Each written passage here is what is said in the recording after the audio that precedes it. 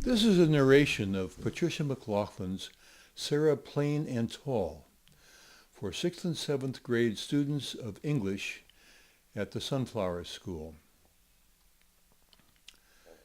It includes the text, translations of the words that they are expected to learn and of other words that are necessary for understanding, and a narration by me. This is an example of a very general technique. It is easy to do this with any text, that is, in any target language being taught. I can do it in, for instance, French, German, Spanish, for native speakers of any language. It can be done with any target vocabulary. We use software to find all of the unique words in the text, and the teacher can choose which ones need to be presented as target vocabulary.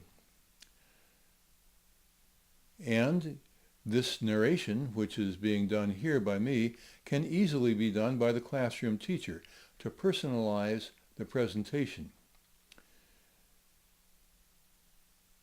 This is part of a 4-part system. This is the homework part. It's hard to get kids to do their language homework. I hope that by giving them the text, translation, and narration all at once in a video, they will do their homework. The other parts are a PowerPoint presentation with very large text to use in class. The kids pass around a PowerPoint clicker and take turns reading. I have them read first in English and then tell me what they read in either Russian or Ukrainian. Another part of the system is a vocabulary quiz which randomly selects words and presents them in either the source or the target language for them to translate. Another small piece of software is one that randomly chooses vocabulary words out of a list to form tests. This assures that students get different tests. It greatly cuts down on looking over the shoulder to see what the other guy is doing. And lastly, of course, as much material as the teacher thinks is necessary can be printed and passed out. That's my presentation. Here once again is Sara Plain and Tall for 6th and 7th grade students of English. Did Mama sing every day? Asked Caleb. Every single day? He sat close to the fire, his chin in his hand. It was dusk, and the dogs lay beside him on the warm hearthstones. Every single day, I told him for the 2nd time this week, for the 20th time this month, for the 100th time this year, and the past few years. And did Papa sing too? Yes, Papa sang too. Don't get so close, Caleb, you'll heat up. He pushed his chair back. It made a hollow scraping sound on the hearthstones, and the dogs stirred. Lottie, small and black, tail and lifted her head. Nick slept on. I turned the bread dough over and over on the marble slab on the kitchen table. Well, Papa doesn't sing anymore, said Caleb very softly. A log broke apart and crackled in the fireplace. He looked up at me. What did I look like when I was born? You didn't have any clothes on, I told him. I know that, he said. You looked like this. I held the bread dough up in a round, pale ball. I had hair, said Caleb seriously. Not enough to talk about, I said. And she named me Caleb, he went on, filling in the old familiar story.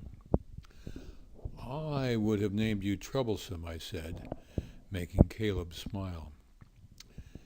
And Mama handed me to you in the yellow basket and said, He waited for me to finish the story and said, I sighed, and Mama said, Isn't he beautiful, Anna?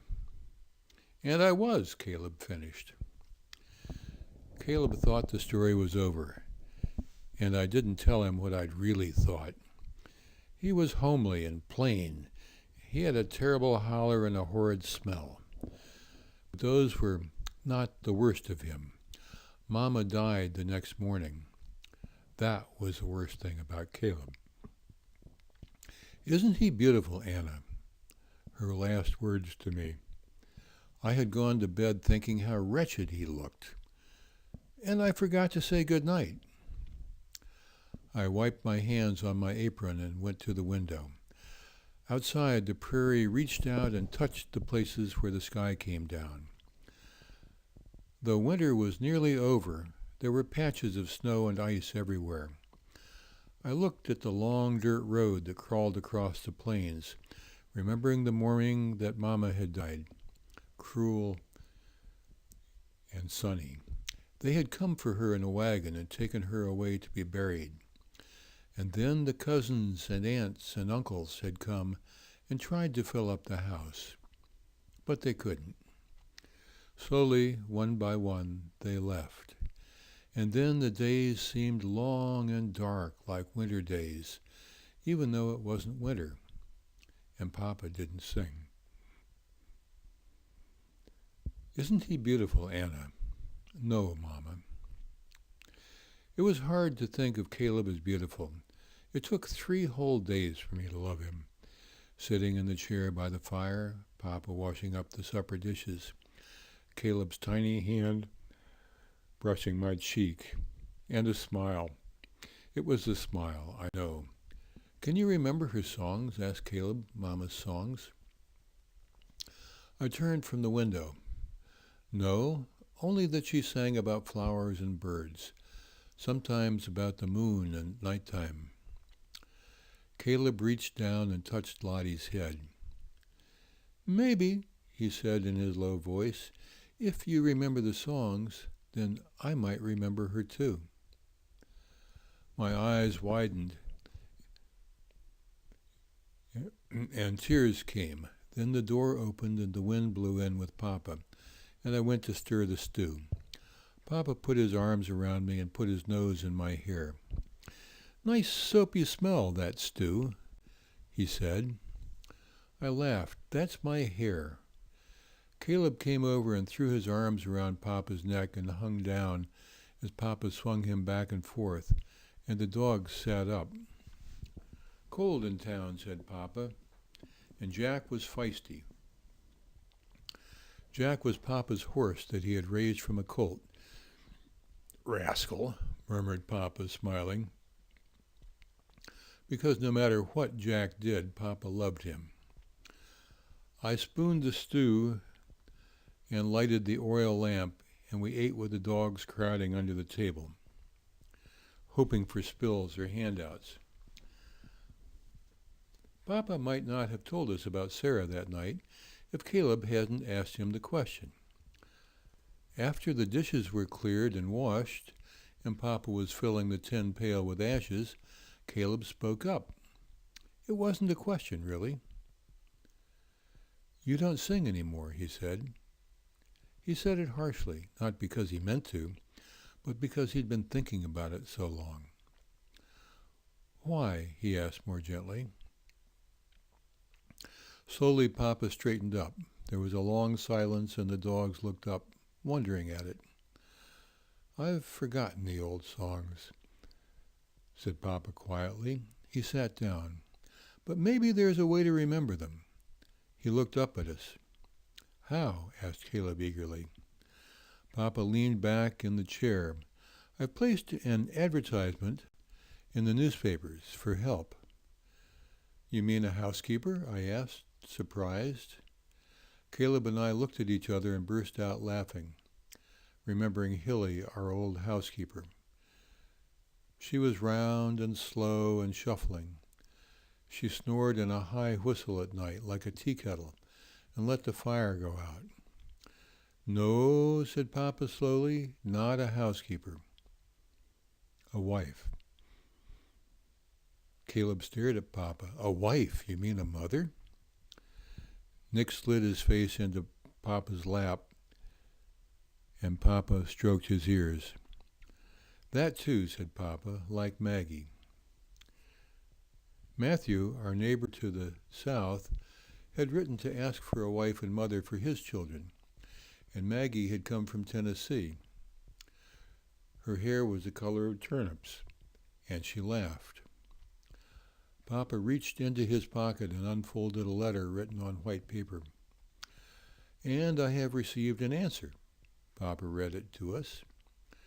Dear Mr. Jacob Whitting, I am Sarah Wheaton from Maine, as you will see from my letter. I am answering your advertisement. I have never been married, though I have been asked. I have lived with an older brother, William, who is about to be married. His wife-to-be is young and energetic. I have always loved to live by the sea, but at this time I feel a move is necessary. And the truth is, the sea is as far east as I can go. My choice, as you can see, is limited. This should not be taken as an insult. I am strong and I work hard and I am willing to travel, but I am not mild-mannered. If you should still care to write, I would be interested in your children and about where you live. And you. Very truly yours, Sarah Elizabeth Wheaton. P.S. Do you have opinions on cats? I have one. No one spoke when Papa finished the letter. He kept looking at it in his hands, reading it over to himself. Finally, I turned my head a bit to sneak a look at Caleb. He was smiling. I smiled too. One thing, I said in the quiet of the room. What's that? Asked Papa, looking up. I put my arm around Caleb. Ask her if she sings, I said. Caleb and Papa and I wrote letters to Sara, and before the ice and snow had melted from the fields, we all received answers. Mine came first. Dear Anna, yes, I can braid hair and I can make stew and bake bread, though I prefer to build bookshelves and paint. My favorite colors are the colors of the sea, blue and gray and green, depending on the weather. My brother William is a fisherman, and he tells me that when he is in the middle of a fog-bound sea, the water is a color for which there is no name. He catches flounder and sea bass and bluefish. Sometimes he sees whales, and birds too, of course. I am enclosing a book of seabirds, so you will see what William and I see every day. Very truly yours. Caleb read and read the letters so many times that the ink began to run and the folds tore. He read the book about seabirds over and over. Do you think she'll come? Asked Caleb. And will she stay? What if she thinks we're loud and pesky? You are loud and pesky, I told him. But I was worried too. Sara loved the sea, I could tell. Maybe she wouldn't leave there after all, to come where there were fields and grass and sky, and not much else. What if she comes and doesn't like our house? Caleb asked. I told her it was small. Maybe I shouldn't have told her it was small. Hush, Caleb, hush. Caleb's letter came soon after with a picture of a cat drawn on the envelope. Dear Caleb, my cat's name is Seal because she is gray like the seals that swim offshore in Maine. She is glad that Lottie and Nick send their greetings. She likes dogs most of the time. She says their footprints are much larger than hers, which she is enclosing in return. Your house sounds lovely, even though it is far out in the country with no close neighbors. My house is tall and the shingles are gray because of the salt from the sea. There are roses nearby. Yes, I do like small rooms sometimes. Yes, I can keep a fire going at night. I do not know if I snore. Seal has never told me. Very truly yours, Sarah Elizabeth Wheaton. Did you really ask about fires and snoring? I asked, amazed. I wished to know, Caleb said. He kept the letter with him, reading it in the barn and in the fields and by the cow pond, and always in bed at night. One morning, early, Papa and Caleb and I were cleaning out the horse stalls and putting down new bedding. Papa stopped suddenly and leaned on his pitchfork. Sara has said she will come for a month's time if we wish her to, he said, his voice loud in the dark barn. To see how it is, just to see. Caleb stood by the barn door and folded his arms across his chest. I think, he began. Then, I think, he said slowly, that it would be good to say yes, he finished in a rush. Papa looked at me. I say yes, I told him, grinning. Yes, said Papa. Then, yes, it is. And the three of us, all smiling, went to work again. The next day, Papa went down to mail his letter to Sara. It was rainy for days, and the clouds followed. The house was cool and damp and quiet. Once I sat 4 places at the table and then caught myself and put the extra plate away. 3 lambs were born, one with a black face, and then Papa's letter came. It was very short. Dear Jacob, I will come by train. I will wear a yellow bonnet. I am plain and tall. Sara. What's that? Asked Caleb excitedly, peering over Papa's shoulder. He pointed. There, written at the bottom of the letter. Papa read it to himself, and then he smiled, holding the letter for us to see. Tell them I sing, was all it said. Chapter 3. Sara came in the spring. She came through the green grass fields that bloomed with Indian paintbrush, red and orange and blue-eyed grass. Papa got up early for the long day's trip to the train and back. He brushed his hair so slick and shiny that Caleb laughed. He wore a clean blue shirt and a belt instead of suspenders. He fed and watered the horses, talking to them as he hitched them up to the wagon. Old Bess, calm and kind. Jack, wild-eyed, reaching over to nip Bess on the neck. Clear day, Bess, said Papa, rubbing her nose. Settle down, Jack. He leaned his head on Jack. Then Papa drove off along the dirt road to fetch Sara, Papa's new wife. Maybe our new mother. Gophers ran back and forth across the road, stopping to stand up and watch the wagon. Far off in a field, a woodchuck ate and listened.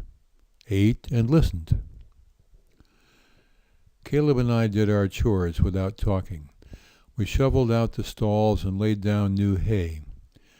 We fed the sheep. We swept and straightened and carried wood and water. And then our chores were done. Caleb pulled on my shirt. Is my face clean? He asked. Can my face be too clean? He looked alarmed. No, your face is clean, but not too clean, I said. Caleb slipped his hand into mine as we stood on the porch, watching the road. He was afraid. Will she be nice? He asked, like Maggie. Sara will be nice, I told him. How far away is Maine? He asked. You know how far. Far away by the sea. Will Sara bring some sea? He asked. No, you cannot bring the sea. The sheep ran in the field, and far off the cows moved slowly to the pond, like turtles. "Will she like us?" asked Caleb, very softly. I watched a marsh hawk wheel down behind the barn. He looked up at me. "Of course she will like us," he answered his own question. "We are nice," he added, making me smile. We waited and watched. I rocked on the porch and Caleb rolled a marble on the wood floor. Back and forth, back and forth. The marble was blue.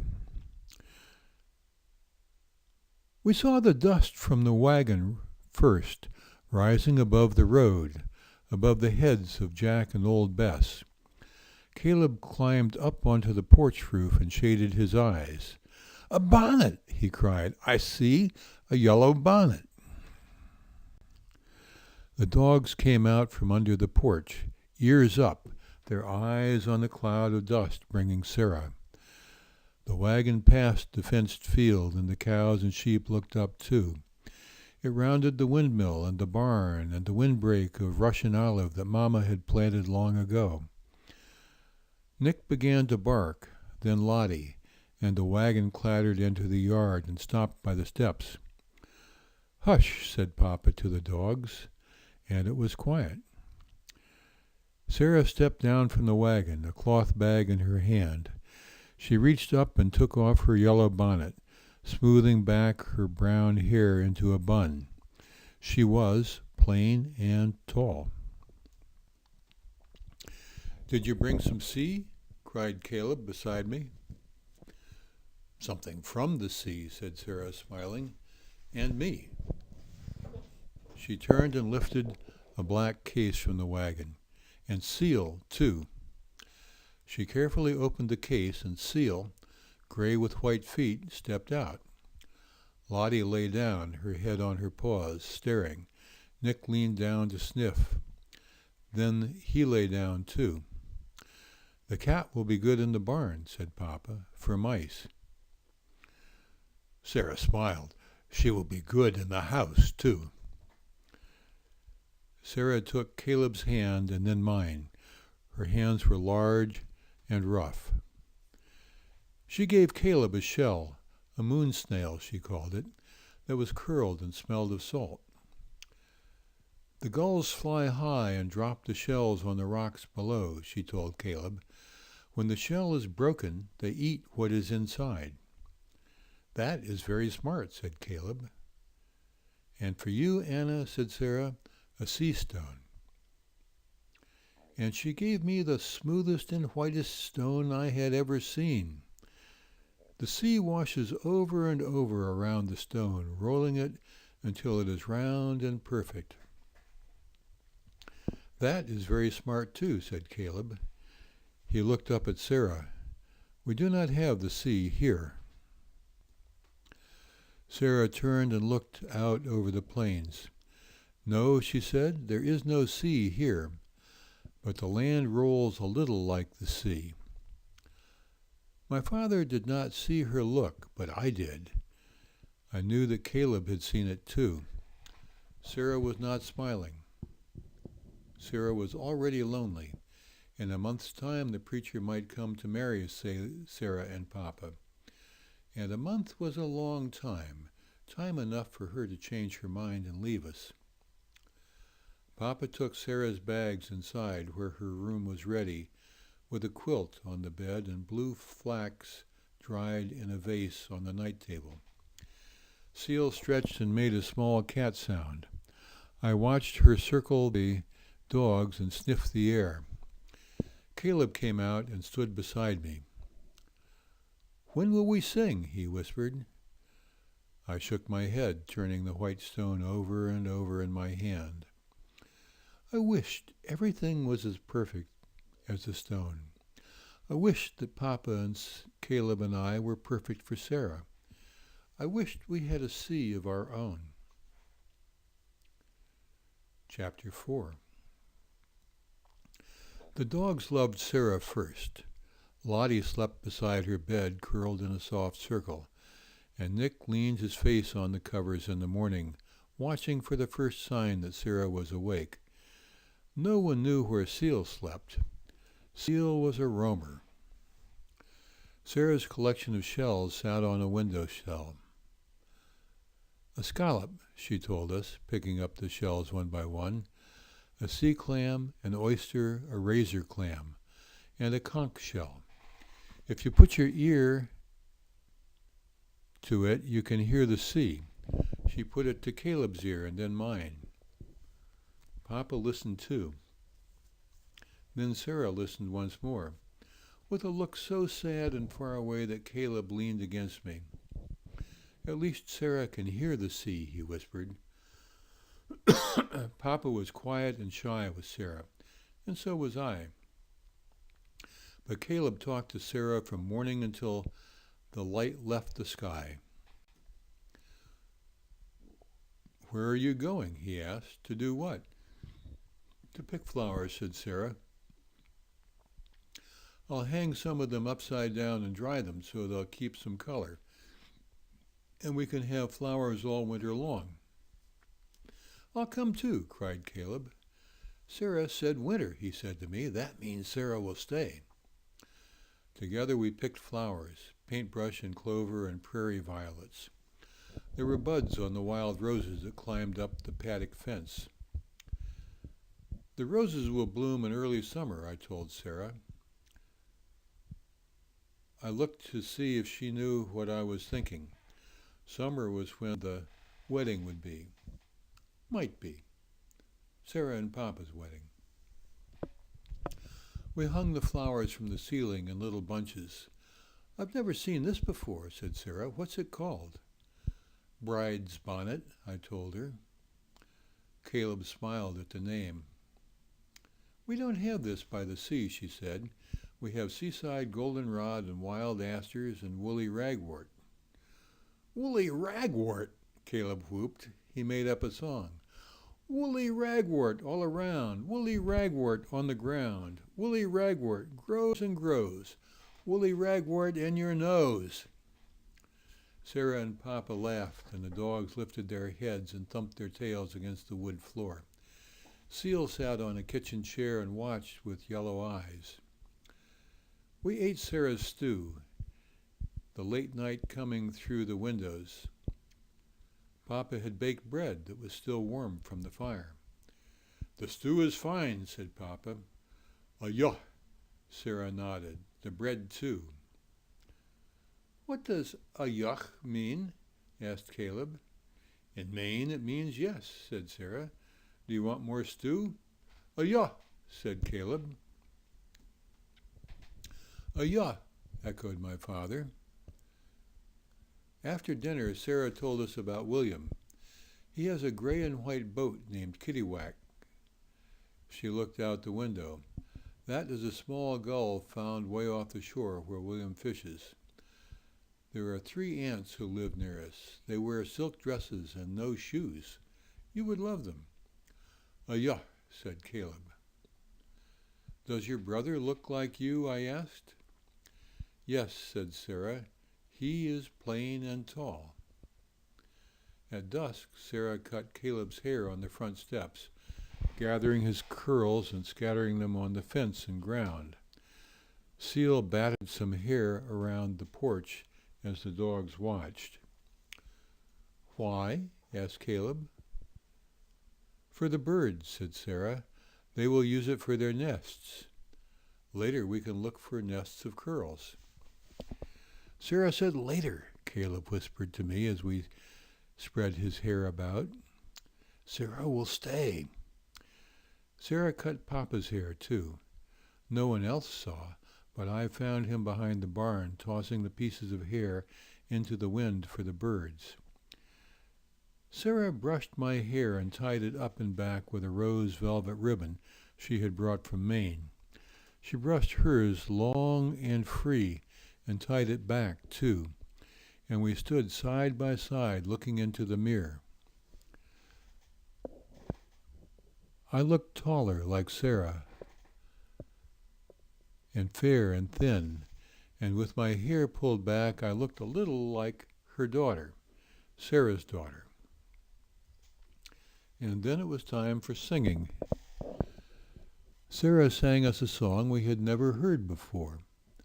As we sat on the porch, insects buzzing in the dark, the rustle of cows in the grasses, it was called Sumeris Eiskumen in, and she taught it to us all, even Papa, who sang as if he had never stopped singing. Sumeris Eiskumen in, Lud sing cuckoo. What is Sumer? Asked Caleb. He said it Sumer, the way Sara had said it. Summer, said Papa, and Sara at the same time. Caleb and I looked at each other. Summer was coming. Tomorrow, said Sara, I want to see the sheep. You know, I've never touched one. Never? Caleb sat up. Never, said Sara. She smiled and leaned back in her chair. But I've touched seals, real seals. They are cool and slippery, and they slide through the water like fish. They can cry and sing, and sometimes they bark, a little like dogs. Sara barked like a seal, and Lottie and Nick came running from the barn to jump up on Sara and lick her face and make her laugh. Sara stroked them and scratched their ears, and it was quiet again. I wish I could touch a seal right now, said Caleb, his voice soft in the night. So do I, said Sara. She sighed and then began to sing the summer song again. Far off in a field, a meadowlark sang too. The sheep made Sara smile. She sank her fingers into their thick, coarse wool. She talked to them, running with the lambs, letting them suck on her fingers. She named them after her favorite aunts, Harriet and Mattie and Lou. She lay down in the field beside them and sang, Sumeris Eiskumen in, her voice drifting over the meadow grasses, carried by the wind. She cried when we found a lamb that had died, and she shouted and shook her fist at the turkey buzzards that came from nowhere to eat it. She would not let Caleb or me come near, and that night Papa went with a shovel to bury the sheep and a lantern to bring Sara back. She sat on the porch alone. Nick crept up to lean against her knees. After dinner, Sara drew pictures to send home to Maine. She began a charcoal drawing of the fields, rolling like the sea rolled.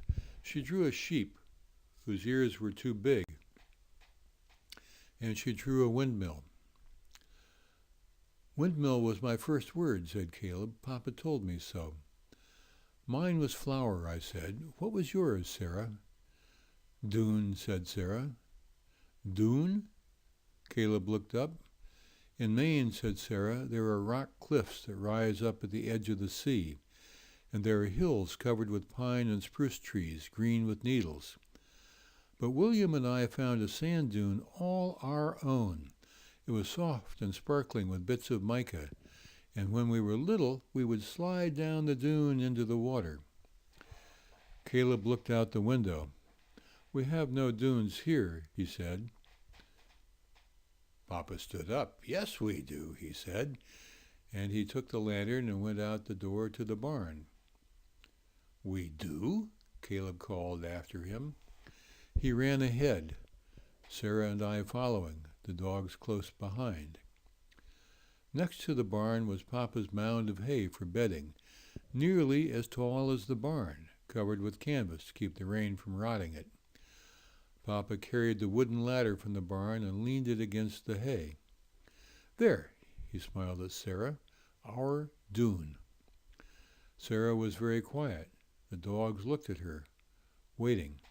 Seal brushed against her legs, her tail in the air. Caleb reached over and took her hand. It looks high up, she said. Are you scared, Sara? Scared? Scared, exclaimed Sara. You bet I'm not scared. She climbed the ladder, and Nick began to bark. She climbed to the very top of the hay and sat looking down at us. Above, the stars were coming out. Papa piled a bed of loose hay below with his pitchfork. The light of the lantern made his eyes shine when he smiled up at Sara. "Fine?" called Papa. "Fine," said Sara. She lifted her arms over her head and slid down into the soft hay. She lay laughing as the dogs rolled beside her. "Was it a good dune?" called Caleb. "Yes," said Sara, "it is a fine dune." Caleb and I climbed up and slid down, and Sara did it 3 more times. At last Papa slid down too as the sky grew darker and the stars blinked like fireflies. We were covered with hay and dust, and we sneezed. In the kitchen, Caleb and I washed in the big wooden tub, and Sara drew more pictures to send to William. One was of Papa, his hair curly and full of hay. She drew Caleb, sliding down the hay, his arms like Sara's over his head. And she drew a picture of me in the tub, my long hair and straight and wet.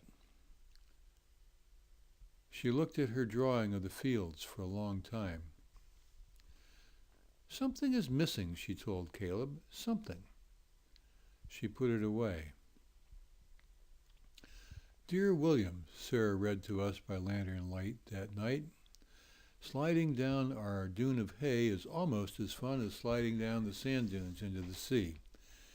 Caleb smiled at me across the table and said nothing, but his mouth formed the words I had heard, "our dune."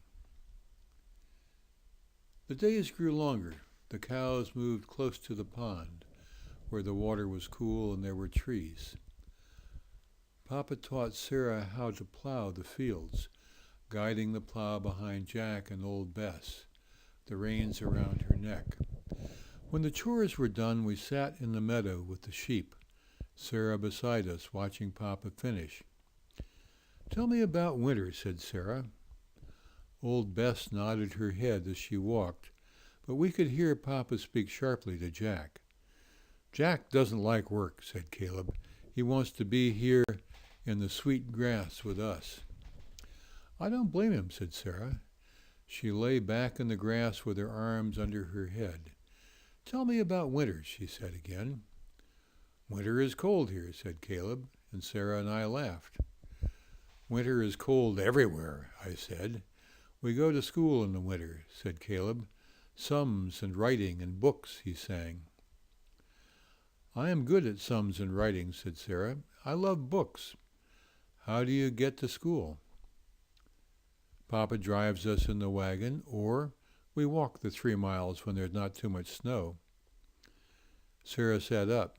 "Do you have lots of snow?" "Lots and lots and lots of snow," chanted Caleb, rolling around in the grass. "Sometimes we have to dig our way out to feed the animals." "In Maine, the barns are attached to the houses sometimes," said Sara. Caleb grinned.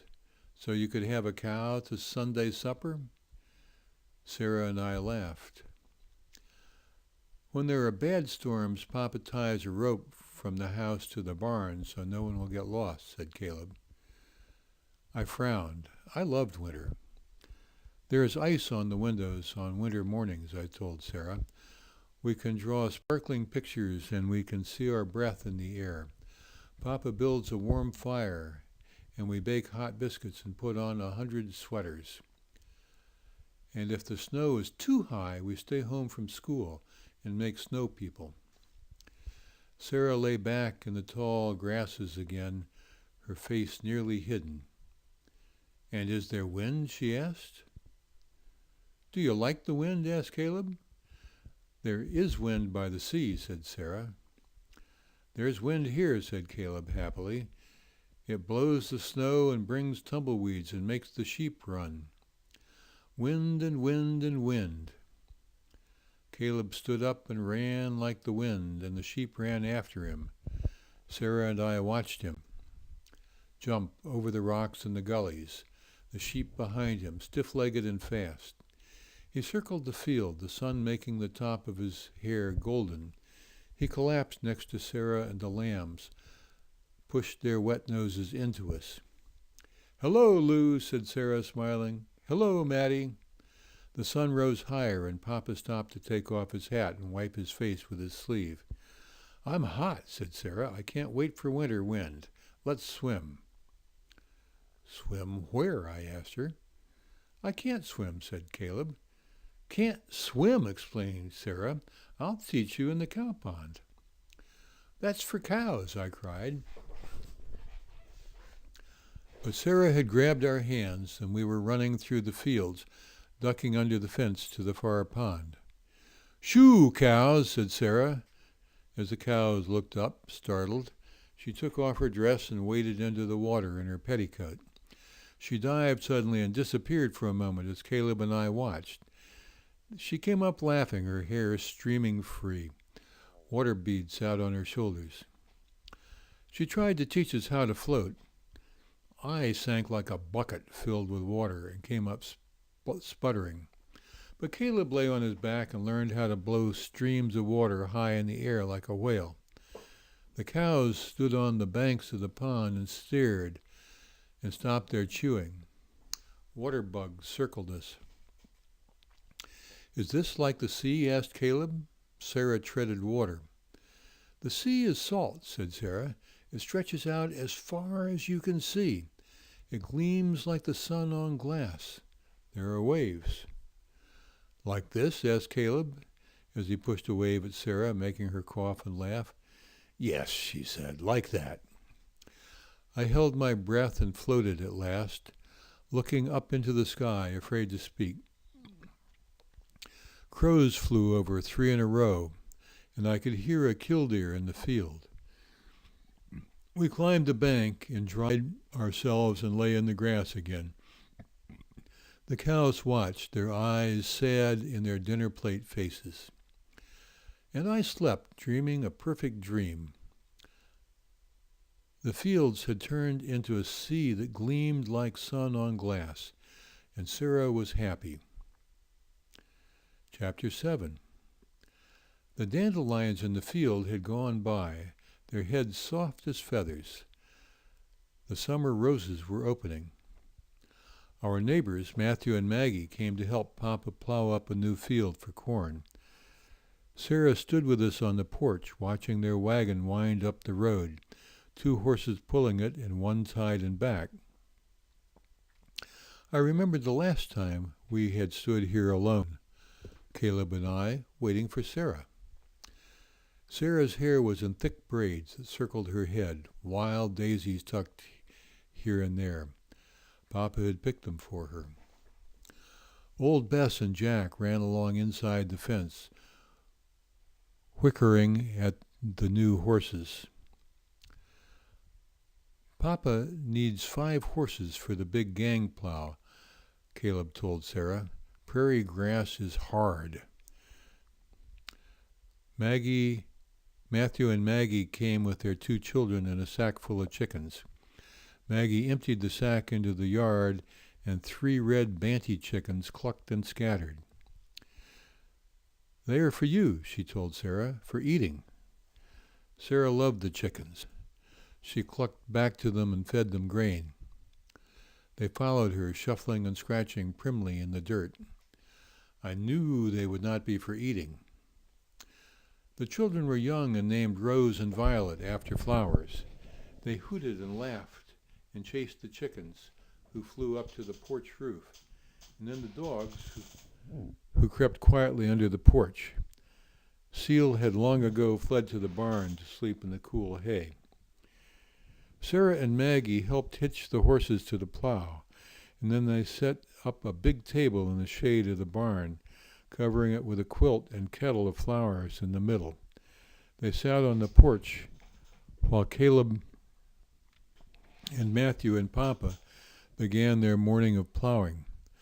I mixed biscuit dough inside the door, watching. "You were lonely, yes?" asked Maggie in her soft voice.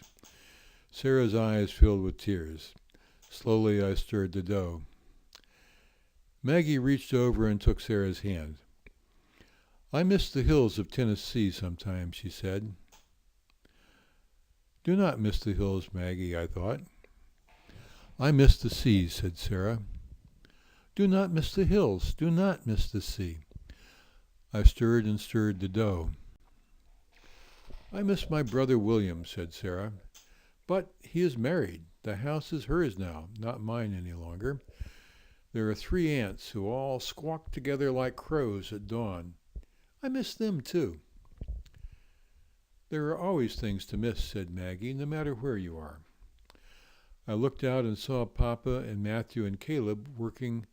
Rose and Violet ran in the fields.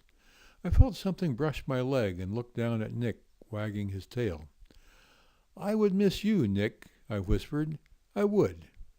I knelt down and scratched his ears. I miss Mama.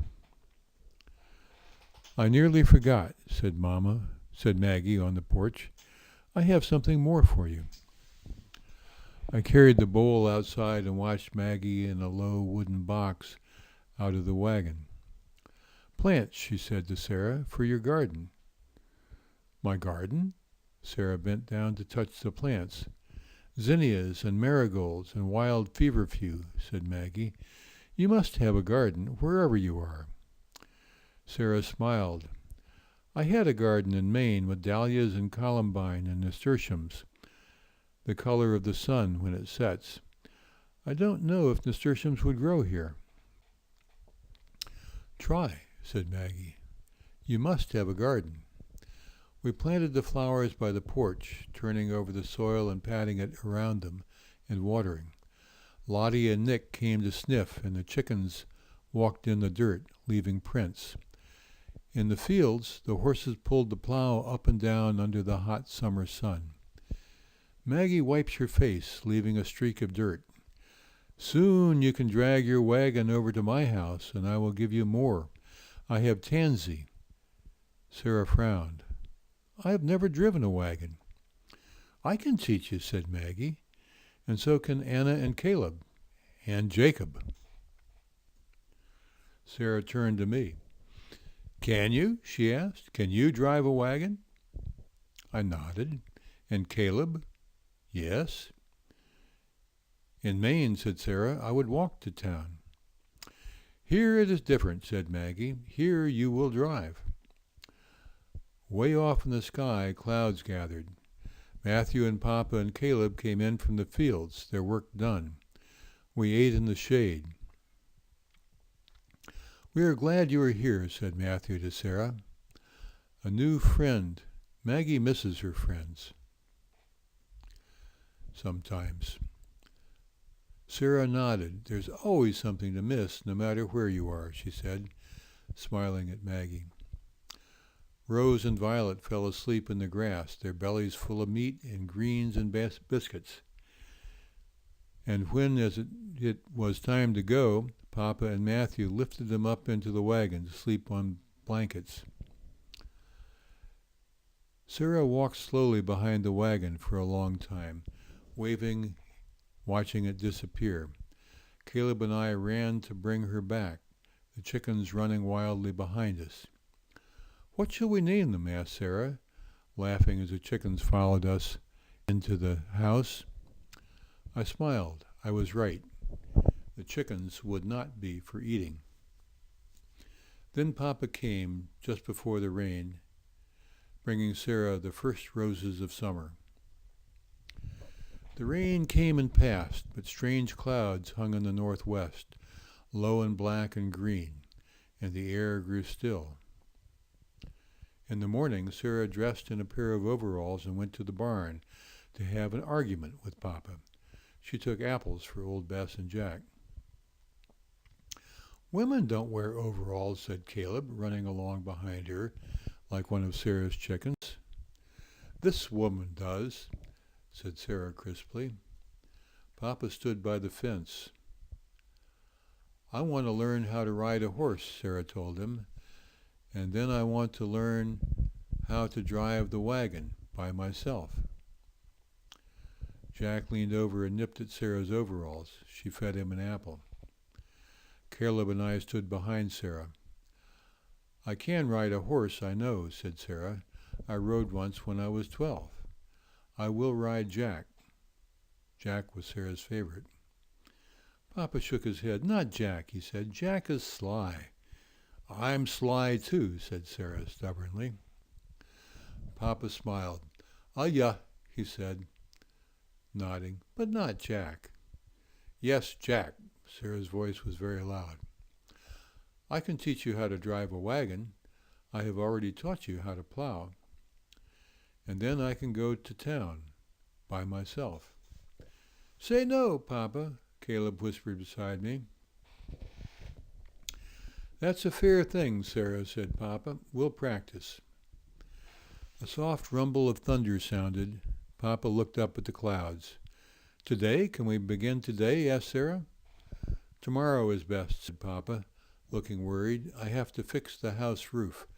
A portion of it is loose, and there's a storm coming. We, said Sara. What? Papa turned. We will fix the roof, said Sara. I've done it before. I know about roofs. I am a good carpenter, remember? I told you. There was thunder again, and Papa went to get the ladder.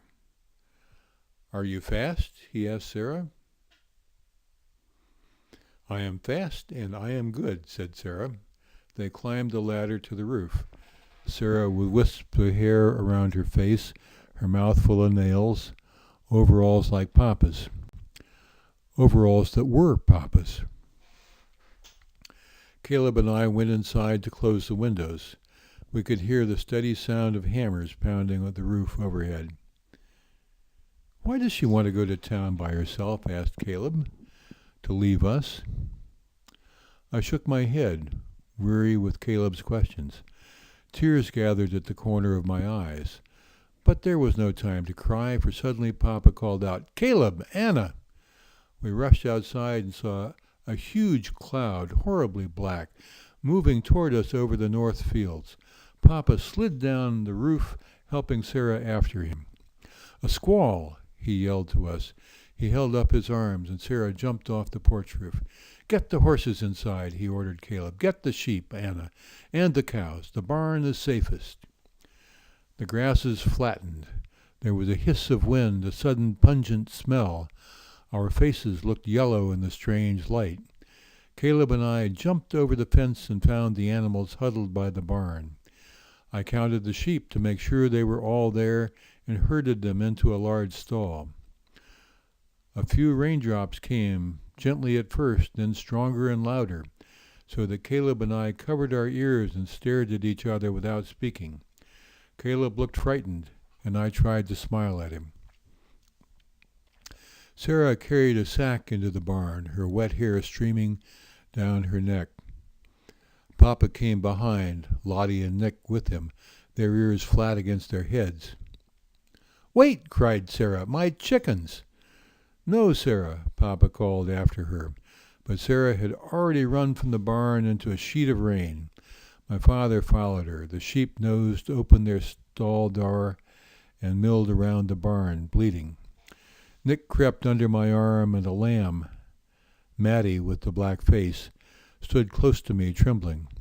There was a soft paw on my lap, and then a gray body, Seal. Then, as the thunder pounded and the wind rose, there was the terrible crackling of lightning close by. Sara and Papa stood in the barn doorway, wet to the skin. Papa carried Sara's chickens. Sara came with an armful of summer roses. Sara's chickens were not afraid, and they settled like small red bundles in the hay. Papa closed the door at last, shutting out some of the sounds of the storm. The barn was eerie and half-lighted, like dusk without a lantern. Papa spread blankets around our shoulders, and Sara unpacked a bag of cheese and bread and jam. At the very bottom of the bag were Sara's shells. Caleb got up and went over to the small barn window. What color is the sea when it storms? He asked Sara. Blue, said Sara, brushing her wet hair back with her fingers, and gray and green. Caleb nodded and smiled. Look, he said to her, look what is missing from your drawing. Sara went to stand between Caleb and Papa by the window. She looked for a long time without speaking. Finally, she touched Papa's shoulder. "We have squalls in Maine, too," she said, "just like this. It'll be all right, Jacob." Papa said nothing, but he put his arm around her and leaned over to rest his chin in her hair. I closed my eyes, suddenly remembering Mama and Papa standing that way. Mama was smaller than Sara, her hair fair against Papa's shoulder. When I opened my eyes again, it was Sara standing there. Caleb looked at me and smiled until he could smile no more. We slept in the hay all night, waking when the wind was wild, sleeping again when it was quiet.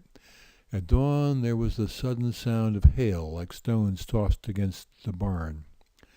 We stared out the window, watching the ice marbles bounce off the ground. And when it was over, we opened the barn door and walked out into the early morning light. The hail crunched and melted beneath our feet. It was white and gleamed for as far as we looked, like sun on glass, like the sea.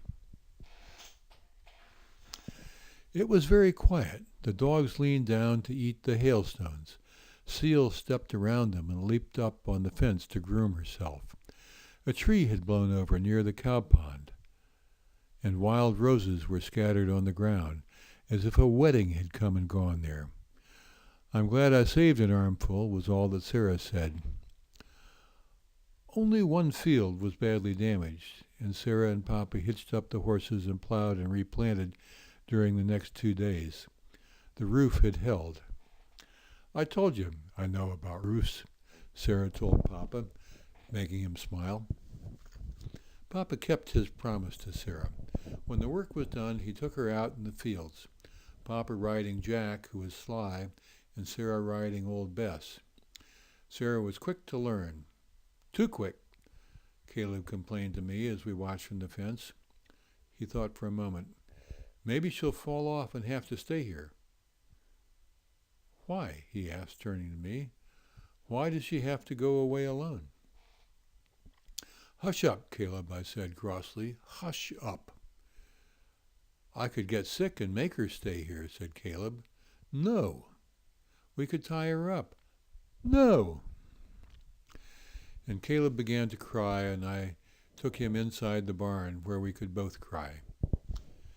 Papa and Sara came to hitch the horses to the wagon so Sara could practice driving. Papa didn't see Caleb's tears, and he sent him with an axe to begin chopping up the tree by the pond for firewood.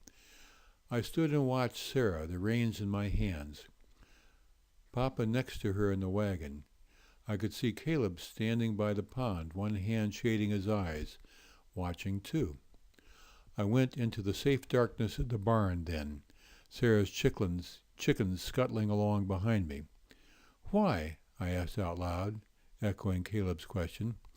The chickens watched me, their eyes small and bright. The next morning, Sara got up early and put on her blue dress. She took apples to the barn. She loaded up a bundle of hay on the wagon for old Bess and Jack. She put on her yellow bonnet. "Remember, Jack," said Papa, "a strong hand." "Yes, Jacob." "Best to be back before dark," said Papa. "Driving a wagon is hard if there's no full moon." "Yes, Jacob." Sara kissed us all, even my father, who looked surprised. "Take care of Seal," she said to Caleb and me. And with a whisper to old Bess and a stern word to Jack, Sara climbed up in the wagon and drove away. "Very good," muttered Papa as he watched. After a while he turned and went out to the fields. Caleb and I watched Sara from the porch. Caleb took my hand and the dogs lay down beside us. It was sunny, and I remembered another time when a wagon had taken Mama away. It had been a day just like this, and Mama had never come back.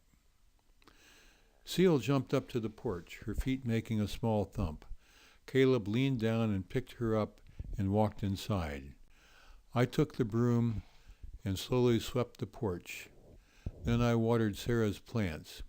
Caleb cleaned out the wood stove and carried the ashes to the barn, spilling them so that I had to sweep the porch again. "I am loud and pesky," Caleb cried suddenly. "You said so." "And she has gone to buy a train ticket to go away." "No, Caleb, she would tell us."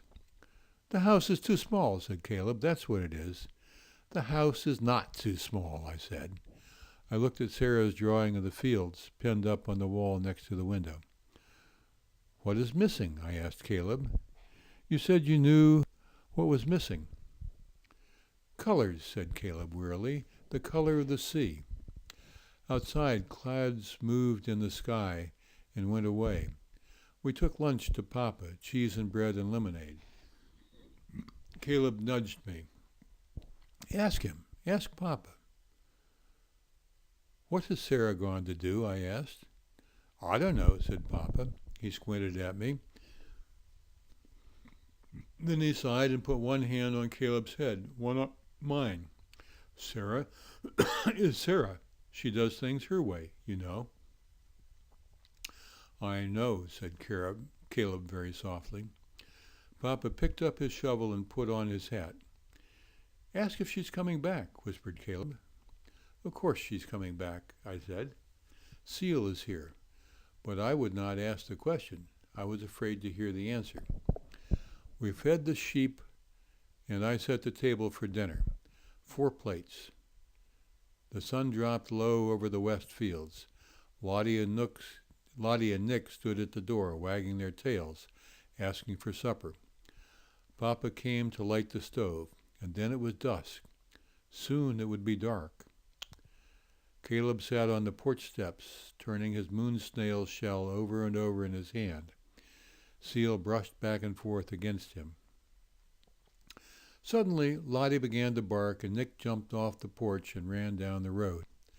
"Dust!" cried Caleb. He climbed the porch and stood on the roof. "Dust! And a yellow bonnet." Slowly the wagon came round the windmill and the barn and the windbreak and into the yard, the dogs jumping happily beside it. "Hush, dogs," said Sara. And Nick leaped up into the wagon to sit by Sara. Papa took the reins and Sara climbed down from the wagon. Caleb burst into tears. "Seal was very worried," he cried.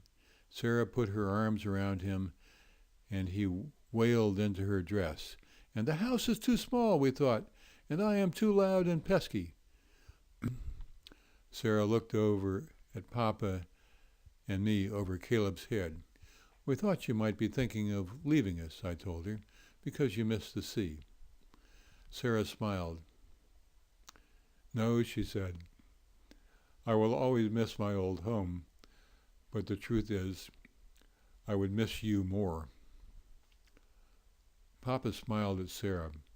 Then he bent quickly to unhitch the horses from the wagon. He led them to the barn for water. Sara handed me a package. "For Anna," she said, "and Caleb, for all of us." The package was small, wrapped in brown paper with a rubber band around it. Very carefully I unwrapped it, Caleb peering closely. Inside were 3 colored pencils. "Blue," said Caleb slowly, "and gray, and green." Sara nodded. Suddenly, Caleb grinned. "Papa," he called. "Papa, come quickly. Sara has brought the sea." We eat our meal by candlelight, the 4 of us. Sara has brought candles from town, and nasturtium seeds for her garden, and a book of songs to teach us. It is late, and Caleb is nearly sleeping by his plate, and Sara is smiling at my father. Soon there will be a wedding. Papa says that's when the preacher asks if he will have Sara for his wife, and he will answer, "Yah."